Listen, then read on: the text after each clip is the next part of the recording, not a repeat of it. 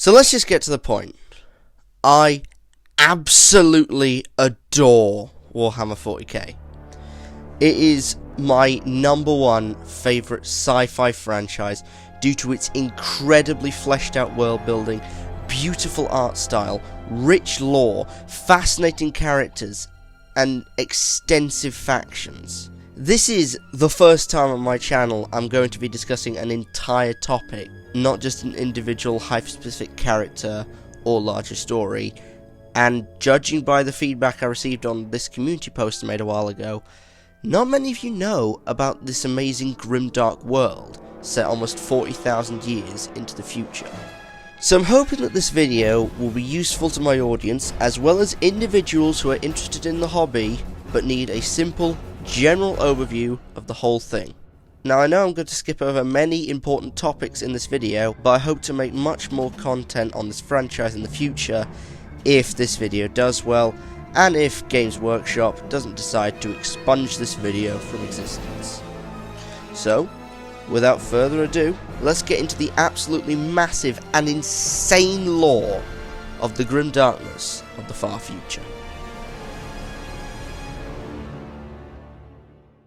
So everything starts with this guy, the Emperor of Mankind. Basically, a semi-immortal super Jesus who came into existence at some point. It's not known when exactly the Emperor came into being, but it's definitely long before right now. But anyway, the Emperor just waited for thousands of years, watching over humanity and making sure to give them an ever so slight nudge in the right direction. Eventually, around the year 25,000, he revealed himself to the galaxy and went on a small reign of terror. You see, he has this thing called the Imperial Truth, which is basically the galactic equivalent of America manifesting their destiny. The Emperor believes that humanity is and always has been the greatest life form in the galaxy, and must therefore conquer everything within it.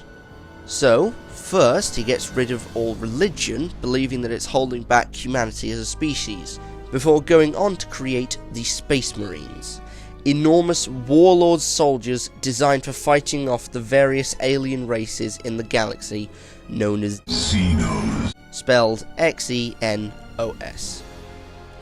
However, along with creating the Space Marines, he also created 20 demigod beings known as Primarchs, created from his own gene seed. Now, these were created to lead the Space Marines in their own factions across the galaxy, uniting all worlds under the Imperial banner. However, get ready to hear that word a lot, while the 20 demigod babies were floating around in their demigod baby test tubes, something goes horribly wrong. They are all teleported immediately to 20 different planets, far, far away from the Emperor. And this was all down to the work of the 4 Chaos Gods.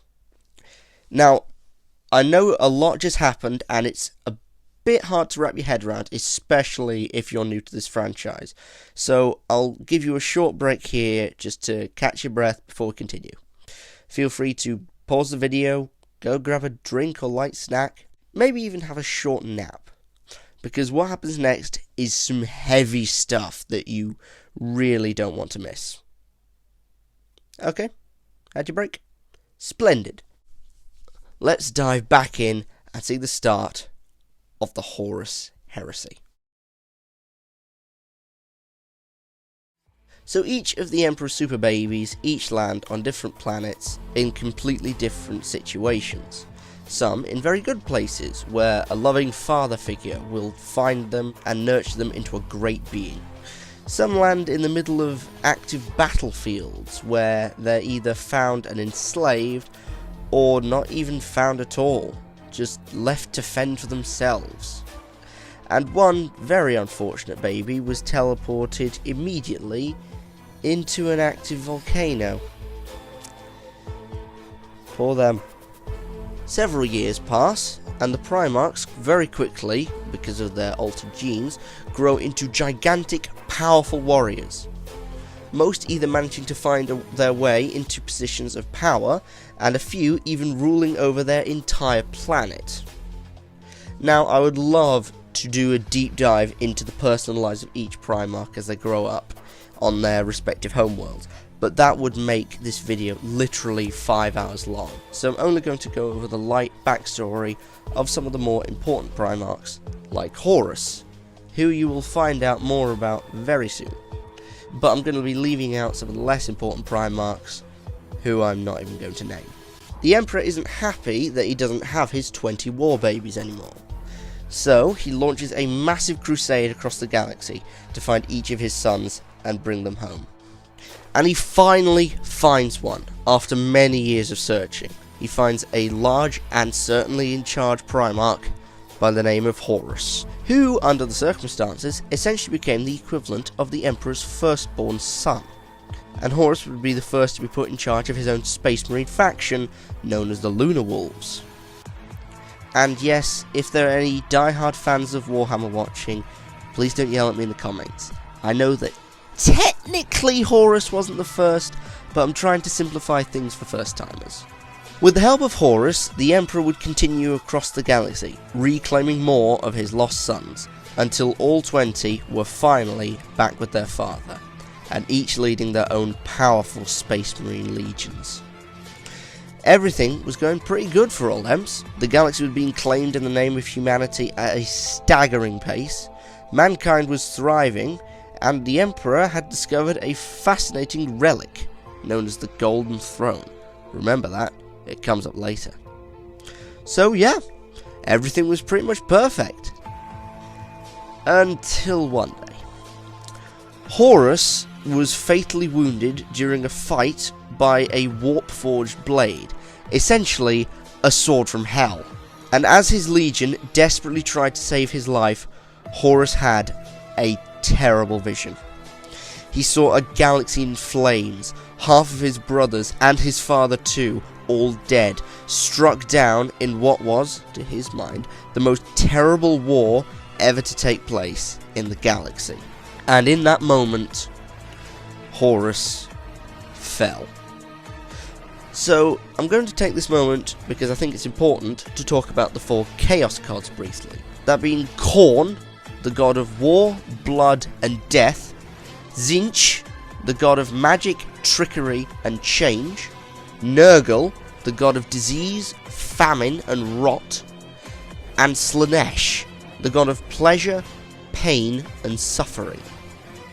And each of these terrible warp beings had one goal in the year 3000: to corrupt the Emperor's precious sons, as well as their bountiful armies, and cause as much death, deceit, pestilence, and pain as absolutely possible to feed their everlasting hunger.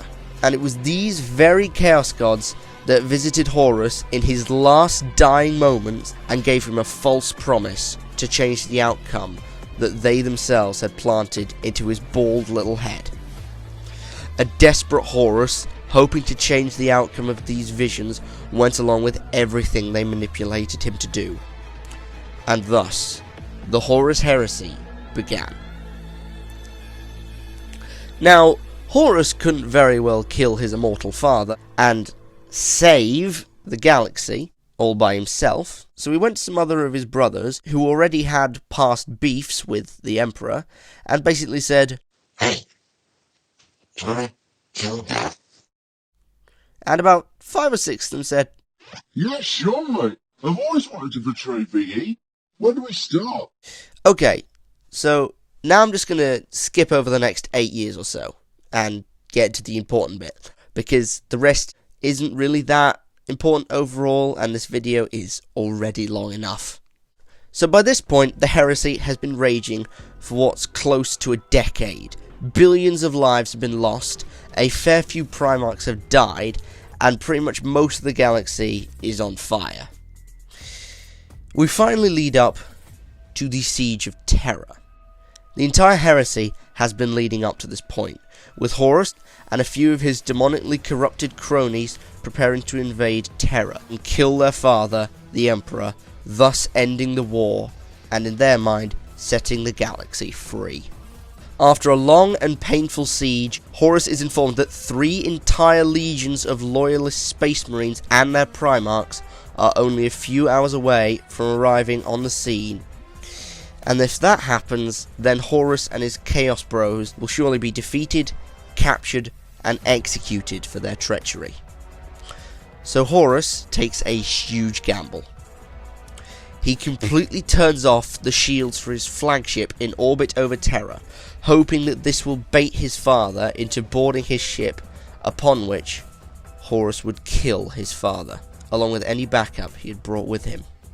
And just as he predicted, the Emperor came, along with members of his personal guard known as the Custodes, as well as Sanguinius, Primarch of the Loyalist Legion of Space Marines known as the Blood Angels. Sanguinius had already been heavily injured during a fight with a greater demon, no small feat, but he was still ready to fight Horus alongside his father, and try to rebuild all that had been lost in the last decade. Very unfortunately, basically everything that could go wrong did. You see, if you're watching this video and are even vaguely a fan of Warhammer, you have probably seen this image somewhere, and wondered, what is going on? Well, basically, this big evil looking dude is Horus. This ultra Chad man in fully gold armor here is the Emperor of Mankind. And this pathetic pile of golden red armor on the floor is Sanguinius. Yep, he's dead.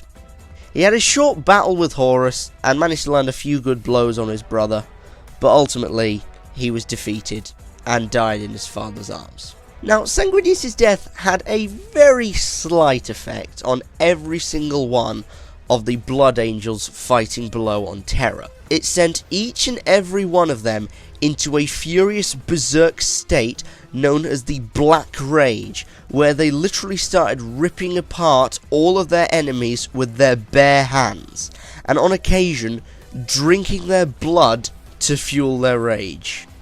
To this day, in the year 40,000, Blood Angels are still cursed with the Black Rage, and are forced to psychically experience their Primarch's death over and over again, until they are driven insane by it, upon which they are sent on suicide missions, so they don't become a danger to literally everyone.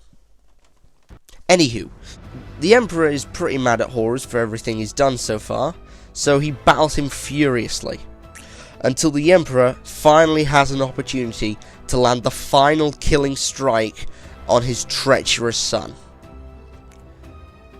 But he finds he just can't bring himself to kill the man he still sees as his son. This single second of mercy is all Horus needs, dealing a fatal blow to his father that knocks him to the floor. Horus strides forward to end everything once and for all. But then, something very special happens. A single soldier, a guardsman, stands in Horus's way.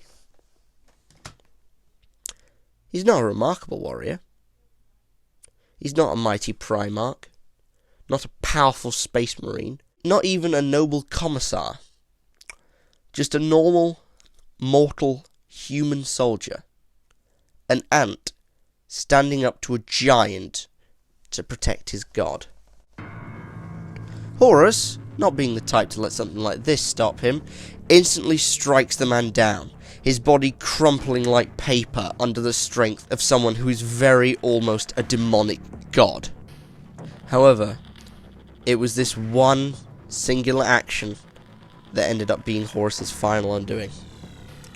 The Emperor was so horrified at the sight of Horus, his own son, carelessly casting aside a brave man's life like that, made the Emperor instantly know that the demon standing before him was no longer his son. So with all the Emperor's rage and fury he had in him, he sent the most powerful psychic blast ever cast straight into the weakest point of Horus's armor, damaged earlier in his fight with Sanguinius. And this blast tore directly through Horus's very soul, completely obliterating it from this universe, leaving nothing left but the husk of the first found son of the Emperor of Man.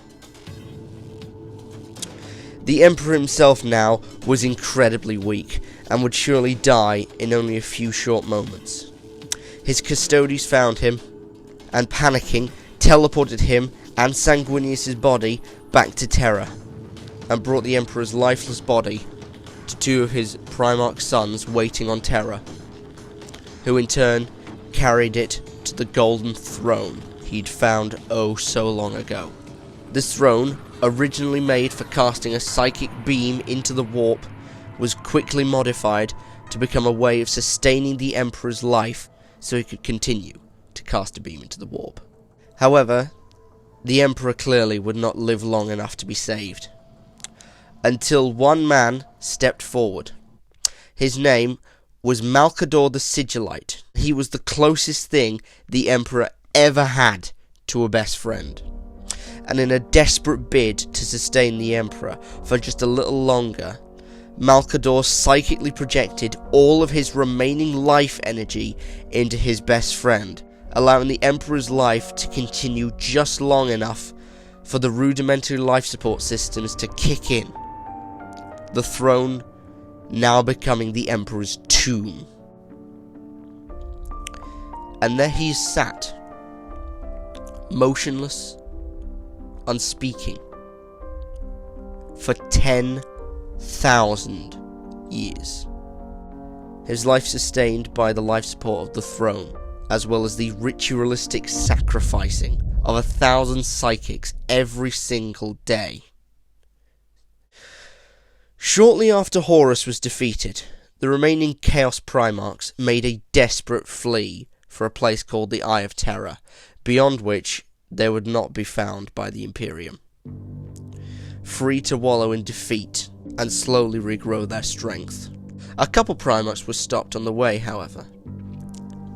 One, by the name of Conrad Kurz, sat patiently and waited for the death he knew had been coming since the day he was born. Other traitors were tracked down, but prevailed. The most famous being the battle between loyalist Primarch of the Ultramarines, Robute Guiliman, and the traitor Primarch, Fulgrim, of the Emperor's Children.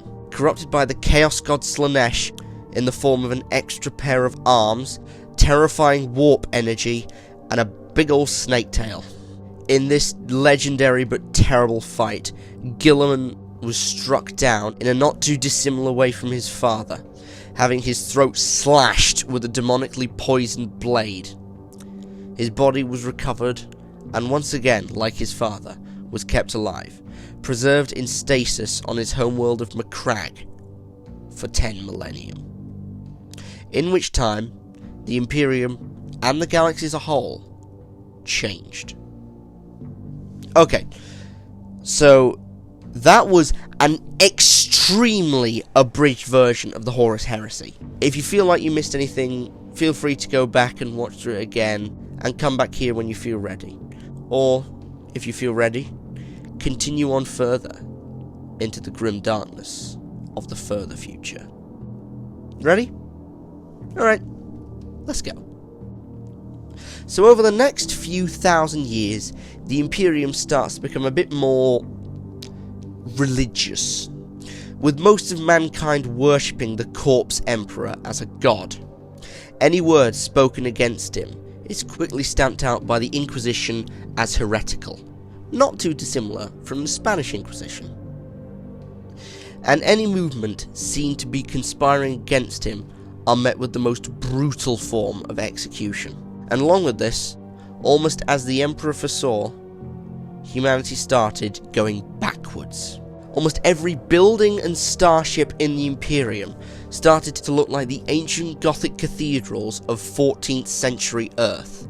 Technology also stagnates, with the creation of anything new being seen as heretical to both the Inquisition as well as the Adeptus Mechanicus of Mars, cybernetically enhanced supermonks who worship machines and may or may not have some frivolous fun with toasters. One particular member of the Mechanicus will be important later. So as the Imperium is busy grinding to a halt, various crazy things start happening in space, with Xenos building up as a greater threat than ever. First, there's the Orcs, a rampant war-hungry walking fungus that has numbers in the hundreds of billions across the galaxy, and can be summed up with this simple 8 seconds.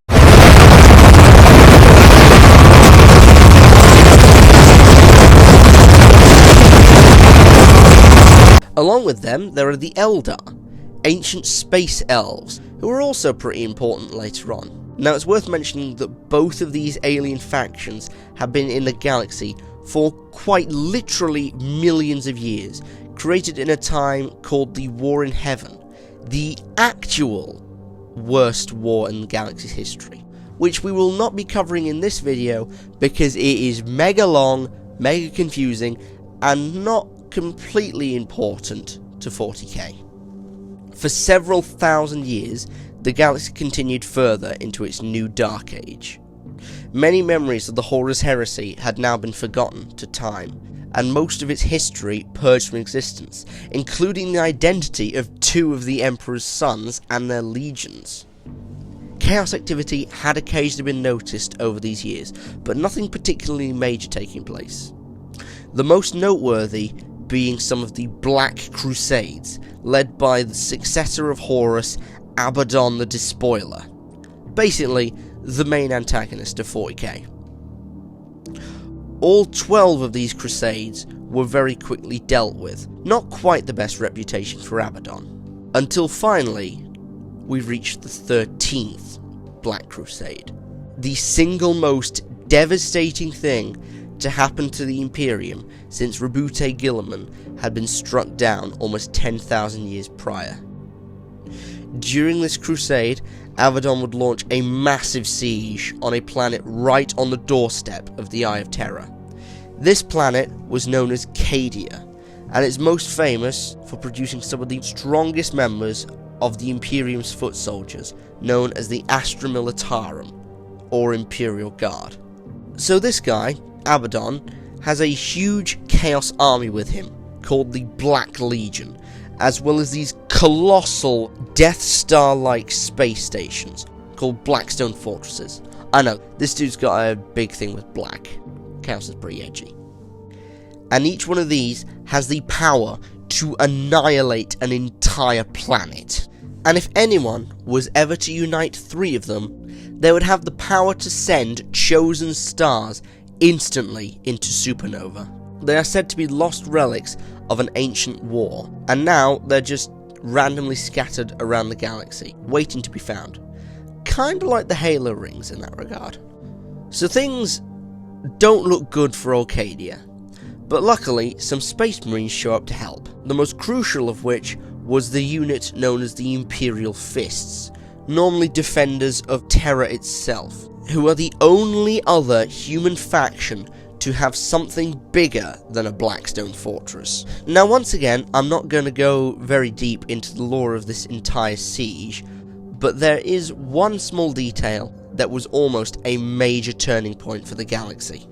You see, Cadia, along with several other planets, has these massive pylons stretching for miles into the sky, like we're talking multiple times the height of the tallest building on Earth right now, and nobody quite knows what these pylons are. So during an ongoing war between Chaos and the Imperium, a 10,000-year-old robo-dude by the name of Archmagos Belisarius Call of the Adeptus Mechanicus, try saying that 3 times fast, is trying to work out what these pylons are and what they do, until another ancient robo-dude shows up. However, this one is not from the Adeptus Mechanicus, but instead a race that dates back 60 million years called the Necrons, and they feed into the War in Heaven that I mentioned earlier. So this Necron dude speaks to Call and says, "Hey, what are you doing our pylons?" And Call is like, "What? Your pylons?" And a whole back and forth goes on, during a massive battle, I might add. But the two basically come to somewhat of a truce after they realise that despite the fact they're from two completely different races from across time, they are very similar in their looks, their beliefs, and most importantly, their goal right now.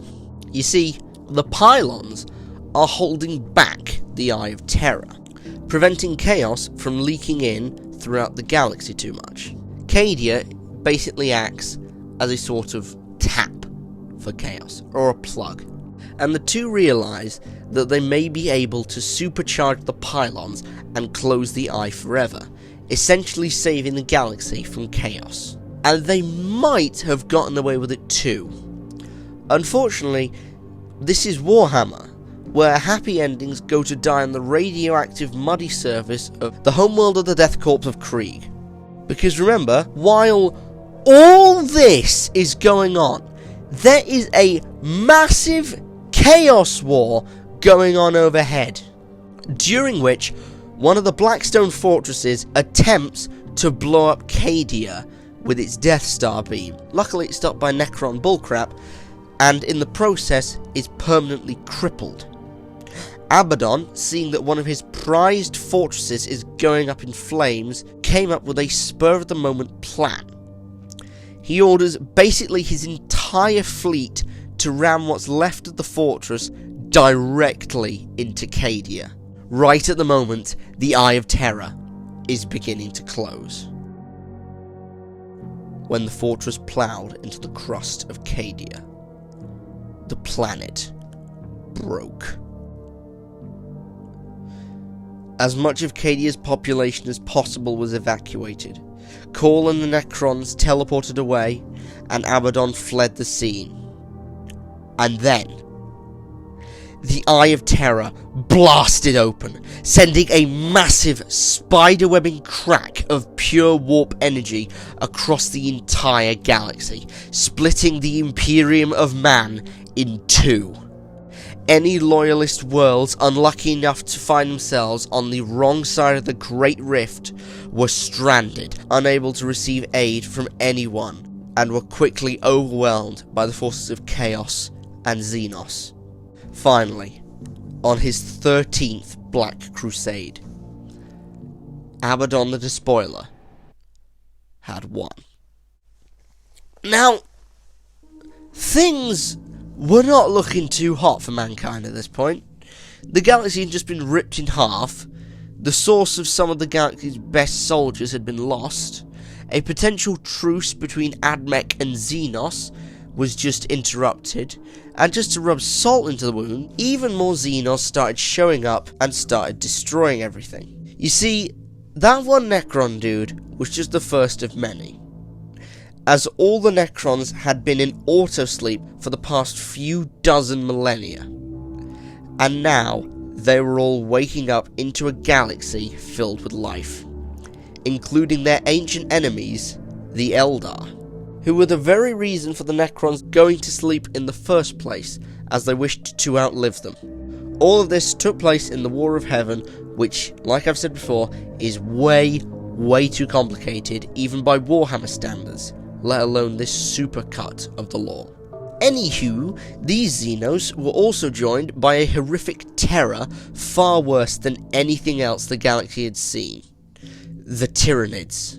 A hive-mind species of hyper-evolving, semi-immortal bugs devouring everything in their path.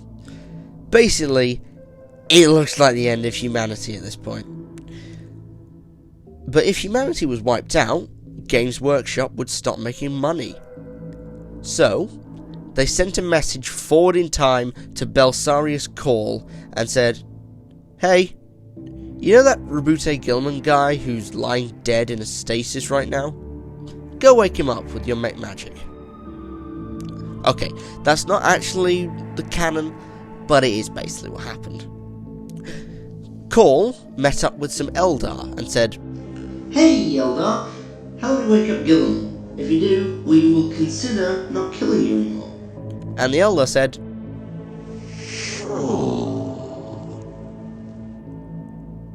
and so it was. Khal and his new Xenos chums first went about constructing a suit of powerful armour for the Primarch that would basically function as a mobile life support system named the Armour of Fate. Then they went to Guiliman's vegetable corpse with the intention of waking him up.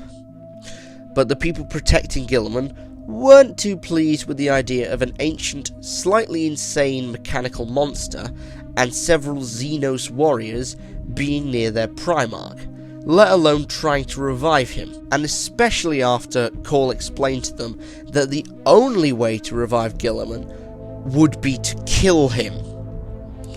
The conversation didn't go much further after that, however, as the room where they were currently residing in was suddenly invaded by chaos.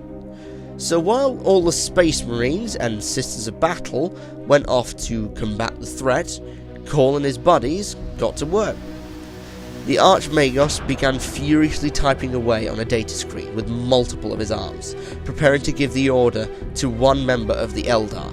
At the same time, all the other Eldar were fitting the Armour of Fate as fast as they could, occasionally pausing to fire off a shot at a Chaos Marine that was getting a little too close. Now, of course, it didn't take too long for the Imperium to figure out what they were doing, and they were furious. However, not even the faint cry of "Stop in the name of the Inquisition," a massive deal, by the way, could stop Khal giving the final nod to the final remaining Eldar, who in one single motion cut every cord connecting Guiliman to his life support. Nothing happened. Khal had stopped typing.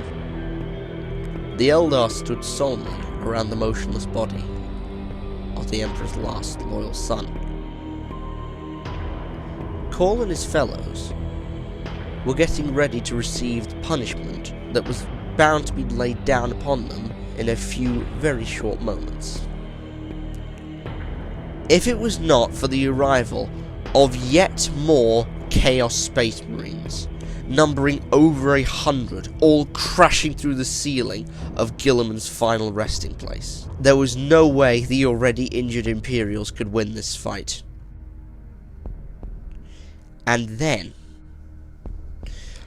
Robute Guiliman drew breath for the first time in over 10,000 years. Rising instantly, he threw a punch at the closest Chaos Marine, who vanished instantaneously in a cloud of red chunks and shattered armour. The Imperials, the old Archmagos, and even the Eldar were all bolstered tenfold at the sight of the son of Macragge walking and fighting once again. Guiliman never spoke a word during his fight with the Legions of Chaos. Instead, he just screamed a mighty war cry and proceeded to send every last heretical Astartes in the room back to their dark gods. Once the fighting was finally over, Guiliman turned to Khal and simply said, "Why have you reawakened me?" Or something along those lines. Shortly after this, Guiliman, as the last loyalist son of the Emperor, was made into his living voice, essentially becoming a mini-Emperor, and he started to learn about everything that he'd missed in his 10,000-year absence. He was disgusted at what mankind had become, what they had lost, and the state of the galaxy, threatened from all sides by alien powers too massive for even a Primarch's mind to comprehend, as well as his fallen brothers and their legions of darkness, including Fulgrim, who is yet to seek out a rematch against his newly awakened brother. Recently, Guiliman did cross paths with Mortarion, Primarch of the Death Guard, who fell to Nurgle after his entire army was infected with the Destroyer Plague on their way to invade Terra. Sorry, that was a lot to dump on you in one go. I just never found a way of working him into the script earlier. Anyway, when the two Primarchs met in combat, Guiliman almost lost yet again, being struck with a powerful weapon known as the Godblight. Robute Guiliman would have surely died right there, if it was not for the greatest miracle to occur. The Emperor reached out to Guiliman, even in his corpse state, and made Guiliman go absolutely Super Saiyan, allowing the loyal son to beat back the traitorous one and win. Since then, there hasn't been any major developments in the lore, only a few small updates as well as rumours of Fulgrim's return, either as his crazy snake form or even as a loyalist Primarch once again. And all of that lore was created for the sole purpose of selling the main other side of this hobby I love, the tabletop.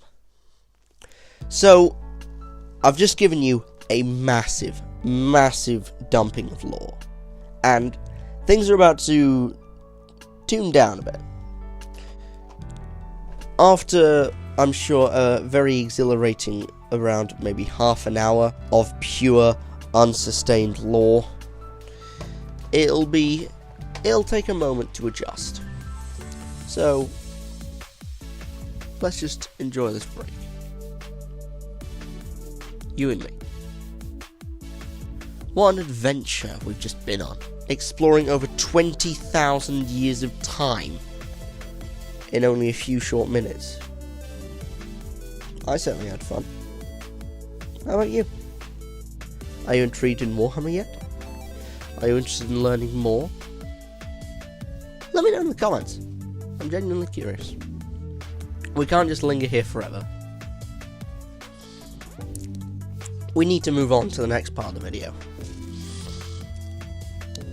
Talking about the side of Warhammer that is really what makes Games Workshop the big bucks. And that would be the tabletop.